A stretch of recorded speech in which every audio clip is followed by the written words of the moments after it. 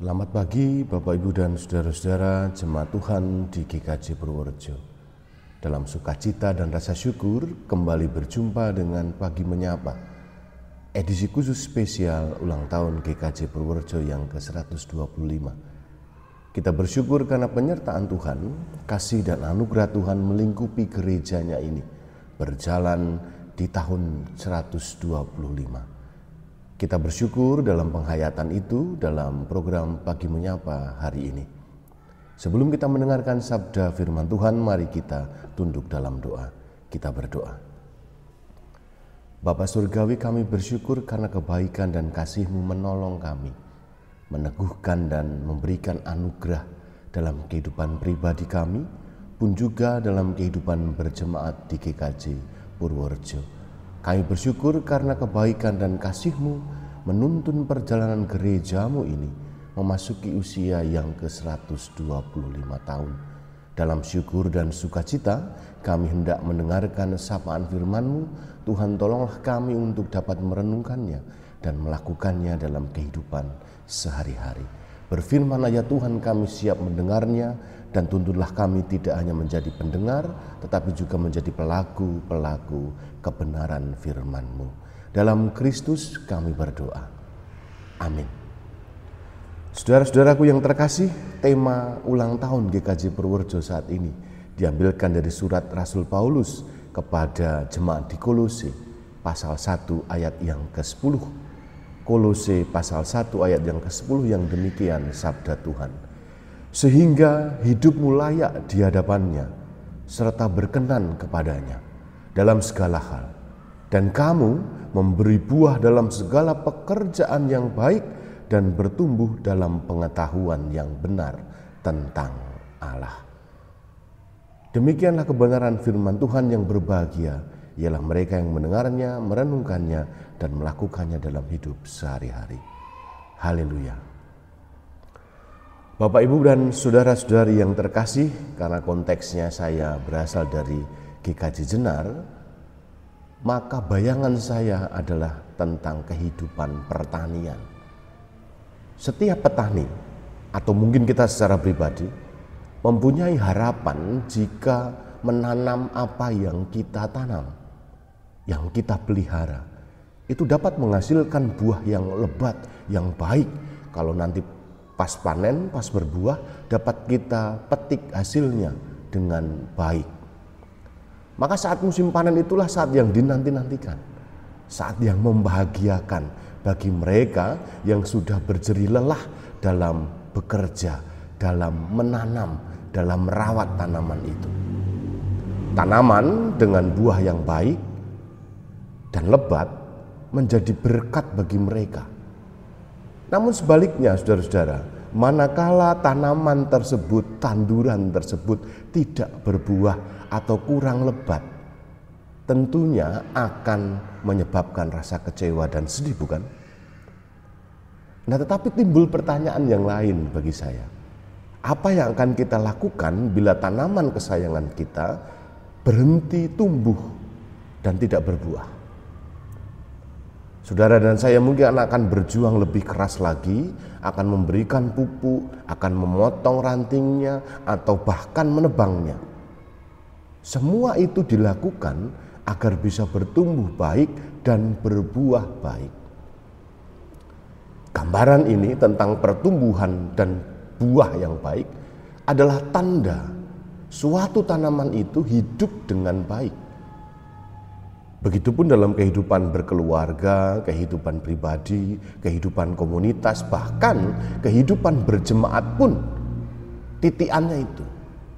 Jemaat yang hidup dengan baik haruslah bertumbuh dan berbuah.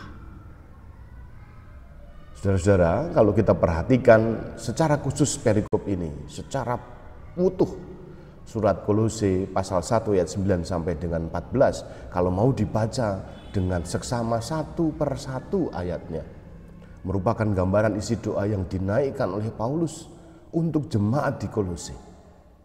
Di dalam doa tersebut, Paulus memohon kepada Allah agar jemaat Kolose diberikan kebijaksanaan dan pengertian untuk memahami kehendak Allah. Dengan memahami kehendak Allah, tentu saja Paulus berharap jemaat di Kolose pada akhirnya dapat bertumbuh dalam pemahaman yang benar tentang Allah. Bertumbuh dalam pemahaman yang benar tentang Allah.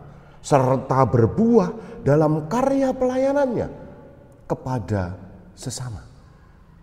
Bertumbuh dan berbuah adalah dua hal yang saling berkaitan dan berkesinambungan. Tidak mungkin bisa terpisah, karena bertumbuh itu pasti hasilnya adalah berbuah. Bertumbuh dan berbuah merupakan tindakan yang berkesinambungan. Memberi buah dalam pekerjaan yang baik harus direspon dengan pertumbuhan dan pengetahuan yang benar tentang Allah. Pertumbuhan dalam pengetahuan yang benar tentang Allah diwujudkan dalam hal memberi buah. Dalam hal apa? Dalam pekerjaan yang baik. Sebagai sebuah kesinambungan, maka bertumbuh dalam pengetahuan yang benar tentang Allah tidak dapat berdiri sendiri tanpa memberi buah yang baik dalam pekerjaan yang baik pula. Begitu pula sebaiknya, saudara-saudara.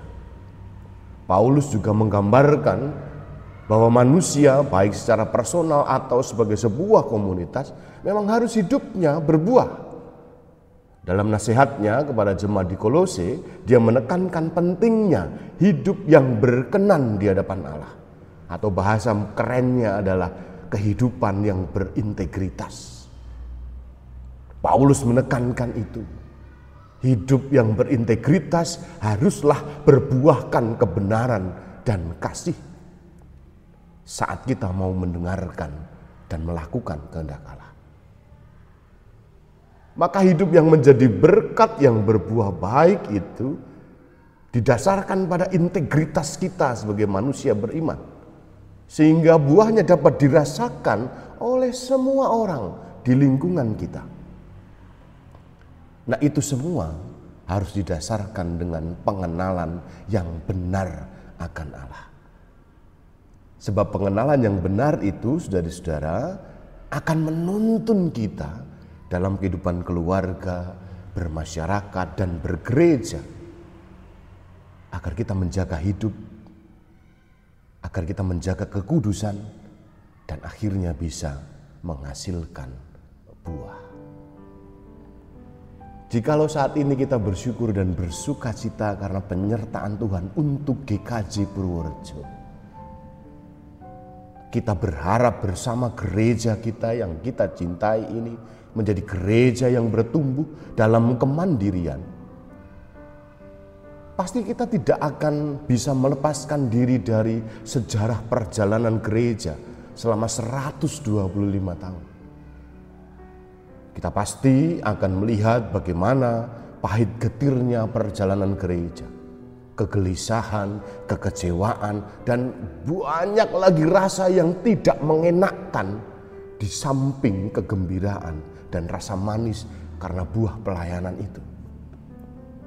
Kita pun sadar sebagai manusia berdosa, gereja itu punya banyak masa-masa gagal, masa-masa sulit, masa-masa jatuh, terluka, takut, di samping berkat Tuhan berupa keberhasilan, kekuatan, dan juga kelebihan gereja. Bagi saya secara pribadi ini hal yang biasa dalam perjalanan hidup.